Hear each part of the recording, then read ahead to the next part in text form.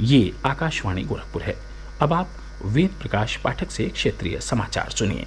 स्वतंत्रता की 75वीं वर्षगांठ पर आज़ादी का अमृत महोत्सव के अंतर्गत प्रादेशिक समाचार एकांश आकाशवाणी गोरखपुर विशेष प्रश्नोत्तरी का आयोजन कर रहा है। इसके तहत हर सप्ताह बृहस्पतिवार को सुबह 7:20 पर प्रसारित प्रादेशिक समाचार बुलेटिन में श्रोताओं से देश के स्वाधीनता संग्राम और उसके गौरवशाली इतिहास पर एक प्रश्न पूछा जाता है। इस प्रश्न का सही उत्तर भेजने वालों में से एक भाग्यशाली विजेता के नाम की घोषणा अगले दिन शुक्रवार को समाचार बुलेटिन में की जाती है। आप भी हमारे इस क्विज का हिस्सा बन सकते हैं। अमृत महोत्सव क्विज श्रृंखला का अगला प्रश्न कल सुबह प्रादेशिक समाचार बुलेटिन में पूछा जाएगा। अपने जवाब हमें ईमेल आईडी airnews.gkp@gmail.com पर भेजें। जवाब के साथ अपना नाम, पता और फ़ोन नंबर अवश्य लिखें, जिससे विजेता बनने पर आपसे संपर्क किया जा सके। और अब समाचार। प्रधानमंत्री नरेंद्र मोदी ने कहा है कि विश्व भारत की ओर बड़ी उम्मीद और विश्वास से देख रहा है, क्योंकि उसके लोग और विचार युवा हैं। उन्होंने कहा कि भारत की क्षमता और सपने भी युवा हैं। पुदुचेरी में राष्ट्रीय युवा महोत्सव का आज वीडियो कॉन्फ्रेंस के माध्यम से उद्घाटन करने के बाद श्री मोदी ने कहा कि भारत के युवाओं का लोकतांत्रिक लाभांश अतुलनीय है, क्योंकि भारत के युवाओं का जनांकिक लाभांश उसके लोकतांत्रिक मूल्य हैं।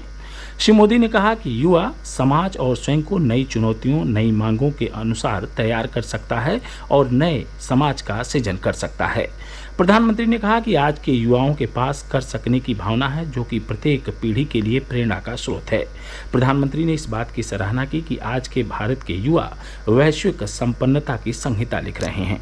प्रधानमंत्री ने कहा कि सरकार का मानना है कि बेटियां और बेटे समान हैं। इस विचारधारा के साथ सरकार ने बेटियों के बेहतर भविष्य के लिए उनके विवाह की आयु बढ़ाकर 21 वर्ष करने का फैसला किया है। उन्होंने कहा कि बेटियों को भी अपना करियर बनाने के लिए अधिक समय मिले, इस दिशा में यह एक महत्वपूर्ण कदम है।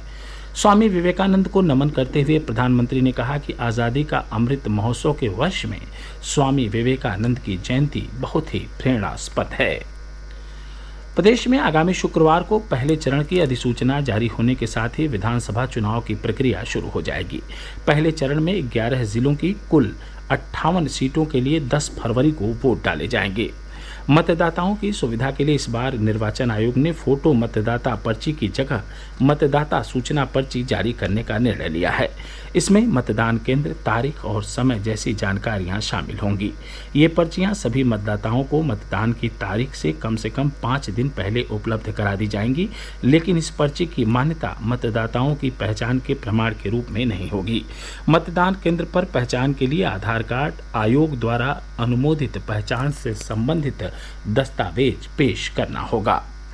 विधानसभा चुनाव से पहले कांग्रेस विधायक नरेश सैनी, समाजवादी पार्टी विधायक हरिओम यादव और समाजवादी पार्टी के पूर्व विधायक धर्मपाल यादव आज भारतीय जनता पार्टी में शामिल हो गए। वहीं प्रदेश सरकार में वन, पर्यावरण और जंतु उद्यान मंत्री दारा सिंह चौहान ने मंत्रिमंडल से त्यागपत्र दे दिया है। उन्होंने अपना इस्तीफा राज्यपाल आनंदीबेन पटेल को भेजा है। संवाददाताओं से बातचीत में उन्होंने कहा कि अपने समर्थकों से बातचीत के बाद वो कोई अगला कदम उठाएंगे। प्रदेश में कोरोना संक्रमण के मामले हर दिन तेजी से बढ़ रहे हैं। कल 13,681 मरीजों में कोविड की पुष्टि हुई, जबकि इस दौरान 700 रोगी स्वस्थ हुए। सक्रिय मामलों की संख्या बढ़कर 57,355 हो गई है। इस बीच कोविड नमूनों की जांच लगातार जारी है। कल 2,39,000 से अधिक नमूनों की जांच की गई।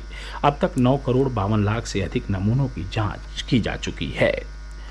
प्रदेश में कोविड रोधी टीके लगाने का कार्य तेज गति से चल रहा है। टीकाकरण के लिए पात्र आबादी में से अब तक 90% से अधिक लोगों को टीके की पहली डोज लगाई जा चुकी है, जबकि 54% से अधिक लोगों को टीके की दोनों डोज लगाई गई हैं।